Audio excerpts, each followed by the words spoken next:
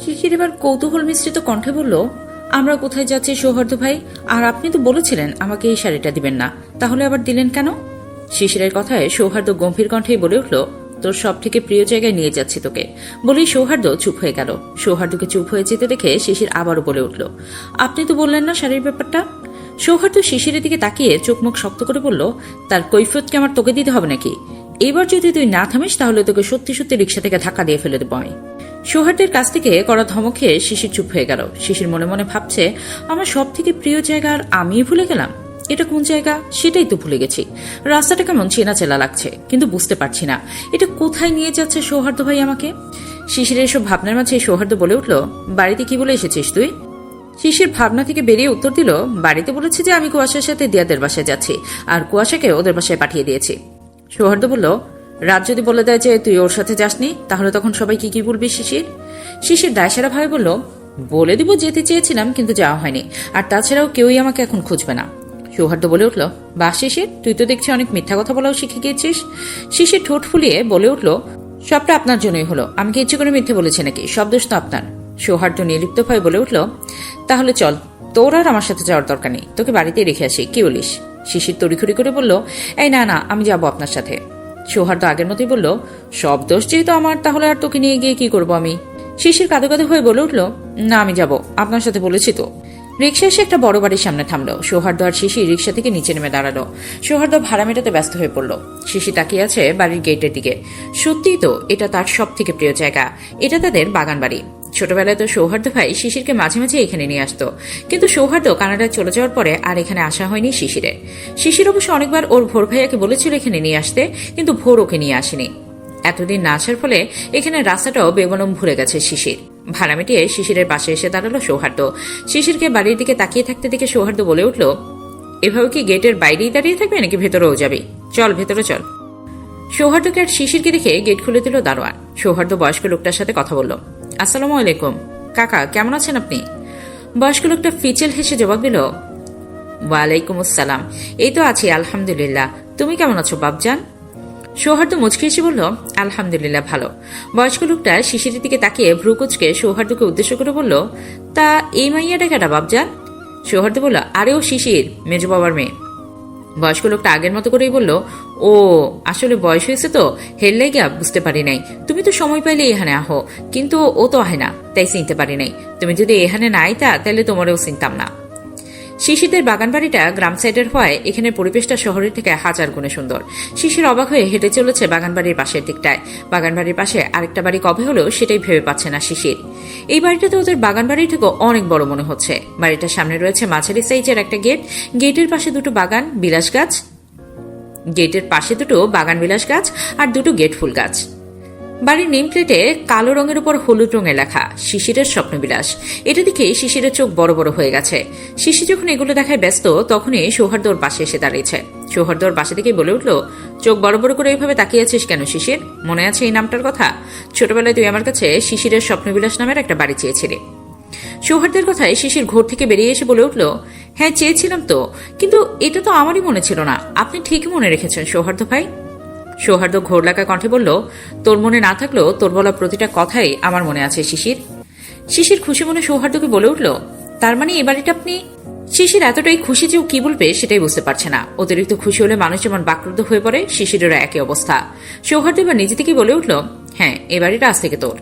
শিশির বলল, আপনি আমাকে এতদিন এখানে কেন আনেননি? সৌহার্দ্য নিরুদ্বেগ কণ্ঠে বলে উঠল, কিছুদিন আগে বাড়ির কাজ শেষ হয়েছে, সময় পাইনি তাই তোকে নিয়ে আসিনি। আমরা পরিবারের লোকেরা যেহেতু একসাথে থাকি, তাই এখানে হয়তো খুব বেশি একটা থাকা হবে না, কিন্তু সময় পেলে আমরা সবাই এখানে এসে ছুটি কাটিয়ে যাব, বুঝলি তুই? শিশির মাথা নাড়িয়ে সৌহার্দ্যের কথায় সম্মতি জানালো যে সে তার কথা বুঝেছে। শিশিরের সম্মতি পেয়ে সৌহার্দ্য আবার বলে উঠল, তো এবার ভেতরে চাই চল। বলে সৌহার্দ্য বাড়ির ভেতরে প্রবেশ করলো। সৌহার্দ্যের পিছু পিছু শিশিরও বাড়ির ভেতরে গেল। বাড়ির ভেতরে গিয়ে আরো অবাক হলো শিশির। বাড়ির আসবাবপত্রের প্রতিটা জিনিসে লেগে আছে আধুনিকত্বের ছোঁয়া। বাড়ির বাইরেটা যত সুন্দর, ভেতরটা ঠিক ততটাই সুন্দর। বাড়ির আনাচে কানাচে ভালো করে ঘুরে ছাদে চলে আসলো শিশির। ওর সাথে সৌহার্দ্য এসেছে। ওর মধ্যে অনেকটা কৌতূহল কাজ করছে ছাদটা দেখার জন্য। ছাদে রাতের বেলা বাতি জ্বালানোই থাকে। ছাদ দেখে শিশির আরো বেশি অবাক হয়ে গেল। আজ হয়তো ওর অবাক হওয়ার দিন। পুরো ছাদ জুড়ে দৌড়দৌড়ে আর লাফালাফিতে মেতে আছে কয়েকটা কাঠবিড়ালি আর খরগোশ। কয়েকটা কবুতরেরা নিজেদের দানা খাওয়ায় ব্যস্ত। এগুলো দেখে শিশির সৌহার্দ্যের দিকে তাকাতেই সৌহার্দ্য বলে উঠল, কি ভাবছিস তুই? এগুলোকে আমি আটকে রেখেছি? একদম নয়, ওরা নিচ থেকে এখানে আসে সবসময়। অবশ্য আসে বলে ভুল হবে, এখানেই থাকে ওরা, অনেক পোষ্য এরা। সৌহার্দ্যের কথায় শিশির আরো খুশি হয়ে গেল। শিশিরের ধারণা পশু পাখিদের আটকে রেখে নয়, মুক্ত করে দেওয়া উচিত। ওদেরও নিজস্ব জীবন আছে, নিজেদের মতো বেঁচে থাকার অধিকার আছে। আজ শিশির ভাবছে যে কিছু কিছু ক্ষেত্রে সৌহার্দ্য ভাই একদম ওর মতোই। কিছুক্ষণের মধ্যে শিশির ছাদের বাগান দেখতে ব্যস্ত হয়ে পড়ল। ছাদের উপরে ছোট ছোট মাচায় লাগানো রয়েছে অরেঞ্জ ট্যাংলং, কসমস ফুল গাছ, কাঠগোলাপ আর কালো সাদা লাল হলুদ গোলাপের গাছ। কাঠগোলাপ গাছটাতে এখন ফুল নেই, আর অন্যান্য গোলাপের গাছগুলোর ফুলগুলো এখন কলি হয়ে ফুটে আছে। তার একপাশে রয়েছে ক্যালাডিয়ামের ঝোপালো গাছগুলো। দেখতে খুবই মন মাতানো লাগছে চারিদিকটা। শিশির যখন চারপাশটা দেখতে ব্যস্ত, ঠিক তখনই ওর পায়ের কাছে কোনো কিছু নড়াচড়া অনুভব করলো। নিচের দিকে তাকাতেই দেখতে পেল ওর পায়ের কাছে একটা কাঠবিড়ালি আর খরগোশের ছানা নিজেদের গা ঘষছে। ওদের দেখা দেখি বাকি কাঠবিড়ালি আর খরগোশগুলো শিশিরের কাছে আসছে। দেখেই বোঝা যাচ্ছে যে ওদের শিশিরকে ভালো লেগেছে। শিশির একটু ঝুঁকে ছানা দুটোকে কোলে তুলে আদর করতে লাগলো। কিছু সময় অতিবাহিত হতেই সৌহার্দ্য শিশিরকে বলল, এখন বাসায় চল।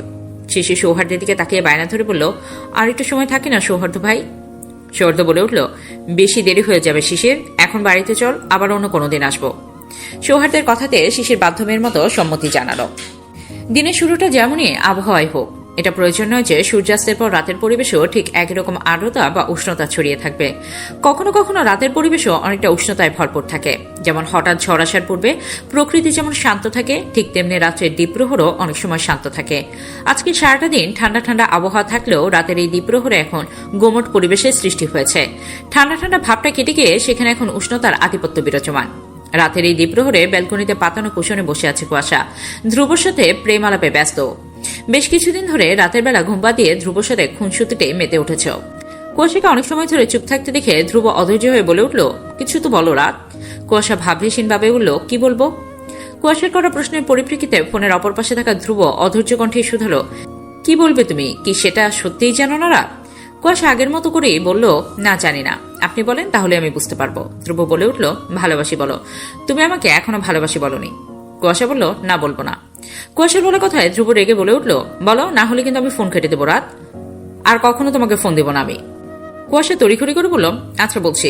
তারপর কিছু সময় চুপ থেকে বলে উঠল, ভালোবাসি আপনাকে। কুয়াশার মুখ থেকে ভালোবাসি কথাটা শুনে ধ্রুব ঠোঁটের কোণে হাসি ফুটে উঠল। ধ্রুব এবার মজা করে কুয়াশাকে বলল, ঠিক আছে তাহলে এখন রাখি, বাই। কুয়াশা তড়িঘড়ি করেই বলে উঠল, বাই মানে কি? হ্যাঁ, আপনি বলবেন না? ধ্রুব আগের মতো করে উত্তর দিল, না, এতদিন তুমি আমাকে ভালোবাসি না বলে জ্বালিয়েছ, এখন আমি তোমাকে না বলে জ্বালাবো। কুয়াশা মন খারাপ করে বলে উঠল, শোধ নিচ্ছেন? ধ্রুব বলল, হ্যাঁ শোধ নিচ্ছি। বলেন বলছি না। কুয়াশা এবার জোর দেখিয়ে বলল, আপনাকে আমি বলতে বলেছি। ধ্রুব বলে উঠল, অধিকার দেখাচ্ছ আমার উপর রাত? কুয়াশা জোর দেখিয়ে বলল, হ্যাঁ দেখাচ্ছি, কারণ কিছুদিন পর আমি তো আপনাকে বিয়ে করব। আমি যদি বিয়ে না করি তোমাকে, তখন কি করবে তুমি? তাহলে প্রেমের ভূত আপনার ঘাট থেকে একদম নামিয়ে দেবো আমি। এখন ভালোবাসি বলেন। ধ্রুব কুয়াশার কথায় হেসে দিয়ে বলল, ভালোবাসি। এখন ঘুমাও, অনেক দেরি হয়ে গেছে, সকালে আমার আবার তাড়াতাড়ি হসপিটালে যেতে হবে। কুয়াশা বলল, আচ্ছা, আল্লাহ হাফেজ, আসসালামু আলাইকুম, গুড নাইট। ধ্রুব বলে উঠল, ওয়ালাইকুম আসসালাম, আল্লাহ হাফেজ, গুড নাইট। দেখতে দেখতে কেটে গেছে পুরো একটা সপ্তাহ। সময়ের সাথে সাথে সপ্তদশীর মনে জেগে উঠেছে প্রণয়ের অনুভূতি। সময় বাড়ার সাথে সাথে জোরালো হচ্ছে সপ্তদশীর হৃদয়ে জড়ানো অনুভূতিগুলোর। কিন্তু সপ্তদশী বুঝে উঠতে পারছে না যে এই অনুভূতির সে কি নাম দিবে। এই অনুভূতির নাম কি ভালোবাসা, নাকি শুধুই মোহ? ভালোবাসা কি এত তাড়াতাড়ি হয়ে যায়? হয়তো হয়ে যায়, কিন্তু এত তাড়াতাড়িতেও এই অনুভূতিগুলোকে কোনো সুযোগ দেবে না শিশির। অন্তত অনেকবার বাঁচিয়ে দেখা না পর্যন্ত তো আরই না। আজ শুক্রবার বাড়ির সবাইকে মানিয়ে শিশির আর কুয়াশা একটা ছোট পিকনিকের আয়োজন করেছে। পিকনিকটা হবে ওদের বাগানের পাশে যে ফাঁকা জায়গাটা রয়েছে সেখানে। বাড়ির সবাইকে মানাতে যতটা না কাঠখড় পোড়াতে হয়েছে, তার চেয়ে বেশি বেগ পোহাতে হয়েছে সৌহার্দ্য ভাইকে রাজি করাতে। তবে একটা শর্ত আছে যে পিকনিকের আয়োজনটা রাতে করতে হবে। এই পিকনিকের শামীম, ধ্রুব আর দিয়াও রয়েছে। পিকনিকের ভূতটা শিশিরের মাথায় চাপিয়ে দিয়েছে শামীম। চলবে। গল্পটি কেমন লাগলো অবশ্যই জানাবেন। পরবর্তী পার্ট দেখতে আমাদের এই ভিডিওর ডেসক্রিপশন বক্স এবং ফার্স্ট কমেন্টে লিংক পেয়ে যাবেন এবং স্ক্রিনে ভেসে উঠবে, সেখানেও ক্লিক করে দেখে